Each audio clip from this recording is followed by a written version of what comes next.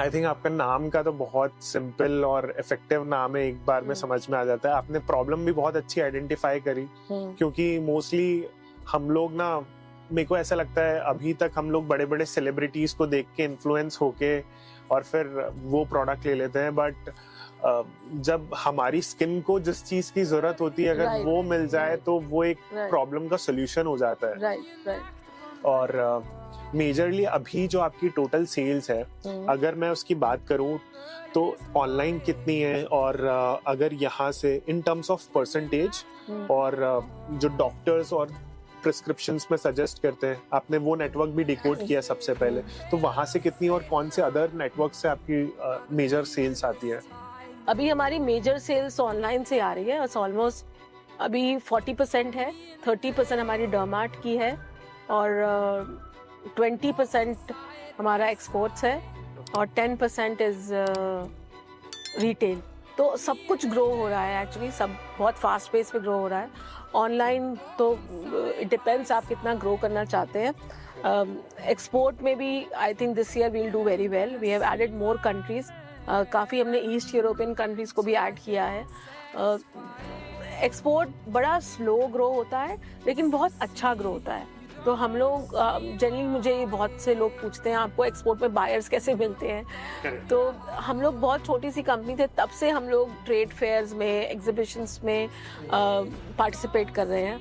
और मैंने ये स्टोरी बहुत बार बताई है कि हम लोगों को 2014 में 13 में निर्मला सीतारमन से एक्सपोर्ट प्रमोशन का अवार्ड मिला था, एक्सीलेंस अवार्ड। तो आई वॉज वेरी सरप्राइज क्योंकि हमारा टर्नओवर उस समय 7 करोड़ था, which is nothing। तो मुझे तो लगा शायद कोई स्पैम है या होक्स कॉल आई होगी मिनिस्ट्री ऑफ एक्सटर्नल अफेयर्स से, हमें कैसे बुला लिया, you know. But I was very surprise when I went to Bombay and got the award that उस कैटेगरी में कोई नहीं है। तो आई एम वेरी सरप्राइज। अभी भी स्किन केयर मुझे लगता है हम लोग ही शायद सबसे ज़्यादा एक्सपोर्ट करते होंगे इंडिया से, एज अ ब्रांड, जो ब्रांड प्रॉपरली एक्सपोर्ट करता है। तो हम लोग जब ट्रेड फेयर्स में पार्टिसिपेट करते हैं, आप बहुत सरप्राइज हो गए कि कोई भी और नहीं होता हमारे साथ, कोई इंडियन कंपनी होती ही नहीं है। बिकॉज आई डोंट थिंक उनका कोई फोकस है, और मे बी शायद they don't want to go through the quality checks and documentation, क्योंकि वो सब बहुत चाहिए होते हैं। करेक्ट, बिकॉज हर किसी कंट्री के एक डिफरेंट प्रोटोकॉल्स और डिफाइन चीजें होती है which you have to follow, I think, before exporting. तो वो हर किसी के बस की बात नहीं होती है नहीं, और उसमें ना इतना पेशेंस चाहिए। और जो आज का पूरा ट्रेंड चल रहा है कंपनीज का, nobody is interested in anything long term, सब लोग का बड़ा ही शॉर्ट टर्म विजन है। तो जब आप ट्रेड फेयर में पार्टिसिपेट करते हो, वहाँ पे कोई आपसे इंटरेस्ट दिखाता है आपके ब्रांड में, उसके बाद आप उसको सैंपल भेजते हो, सैंपल चेक करता है, टेस्ट करता है, उसके बाद एक छोटा सा, उसके बाद रजिस्ट्रेशन प्रोसेस होता है उस पर्टिकुलर कंट्री का, जो मिनिस्ट्री ऑफ हेल्थ से होता है। तो आपको सारे डॉक्यूमेंट्स उनको प्रोवाइड करने हैं, राइट, और उसमें टाइम लगता है। उसके बाद आप उनको एक छोटा सा आपको पहला एक ट्रायल ऑर्डर देता है, उसके बाद वो धीरे धीरे आपका ऑर्डर साइज बड़ा होता है। तो आपका ब्रांड, कोई आपका डिस्ट्रीब्यूटर उस पर्टिकुलर कंट्री में इंडियन ब्रांड वो भी स्टैब्लिश कर रहा है, तो उसमें टाइम तो लगेगा ही।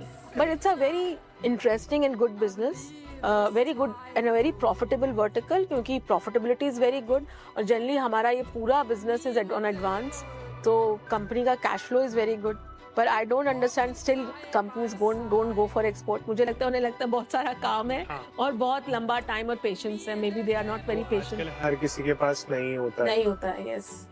सो अभी as of now in how many countries you are exporting? हमारी major focus countries are south east Asian countries. Vietnam is doing very well for us. I am very surprise. मुझसे सब लोग पूछते हैं कि आपको कोई कोरियन स्किन केयर से थ्रेट तो नहीं है, क्योंकि के ब्यूटी इतना बढ़ रहा है इंडिया में, राइट। पर हमें, मुझे नहीं लगता, क्योंकि वियतनाम हमें वो बहुत कॉन्फिडेंस देता है। तो आप खुद सोचो, वियतनामीज की skin is very close to Korean skin. उनकी भी ग्लास स्किन है, जबकि हमारी हो भी नहीं सकती, है भी नहीं। और वहाँ पे और पोरस बॉर्डर है चाइना का, वियतनाम। यूरोपियन ब्रांड्स वहाँ पे कब से बिक रहे हैं, चाइनीज़ ब्रांड बिक रहे हैं।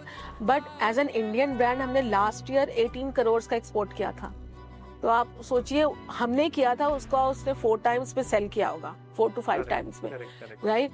सो as an Indian brand we are there on the shelf, we are there in the hospitals and clinics and all cosmetic clinics. तो कुछ तो ब्रांड अच्छा होगा, क्वालिटी अच्छी होगी और वहाँ पे एक्सेप्टेंस है। तो मुझे नहीं लगता मुझे कोरियन स्किन केयर से कोई ऐसा थ्रेट लगता है। मेजर चंक कौन सी कंट्री से? Vietnam is the right now the best. Okay. और उसके अलावा we are present almost in all South east Asian countries except Indonesia, which I think we'll get soon a buyer there.